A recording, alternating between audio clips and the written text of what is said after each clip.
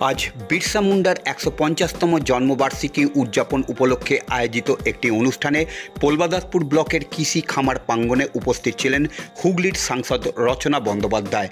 রাজ্যের বিভিন্ন প্রান্ত থেকে আসা ট্যাপ কেলেঙ্কারি নিয়ে আজ সাংসদ রচনা বন্দ্যোপাধ্যায় বলেন, এই ধরনের ঘটনা কেন ঘটছে, কেন ছাত্রদের টাকা ঢোকেনি সেটা নিয়ে দেখতে হবে এবং তার বিহিত করতে হবে। টাকা অন্য অ্যাকাউন্টে গেছে, সেটা নিশ্চিত ভুলবশত কিছু হয়েছে, জেনে বুঝে নিশ্চয় হয়নি।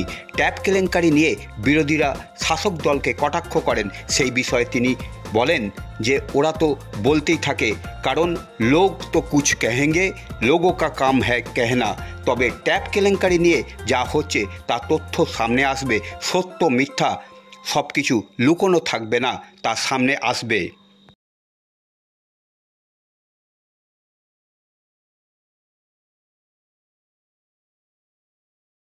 ট্যাপ কেলেঙ্কারি নিয়ে কি বলবেন? হুগলি জেলায় বেশ কিছু ট্যাপ কেলেঙ্কারি 90-এর উপরে 100 জায়গায় ট্রান্সফার হয়ে গেছে,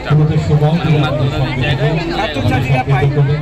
সেগুলো নিয়ে ডেফিনেটলি দেখতে হবে, কাজ করতে হবে এবং দেখতে হবে যে কেন হচ্ছে না বা কী কারণে আটকাচ্ছে বা কেন এরকম ধরনের ঘটনা ঘটছে তার বিহিত করতে হবে।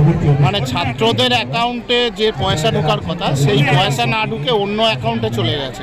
নিশ্চয়ই ডিসপ্লেসমেন্ট হয়েছে, জেনে বুঝে হয়তো হয়নি, কোনো কারণে ভুলবশত হয়েছে, নিশ্চয়ই তার পর্যবেক্ষণ করা হবে। কি মানে প্রথম আপনার কি টার্গেট যে হুগলি জেলায় বড় দেখো সব রকম কিছু করতে হবে, সব রকম।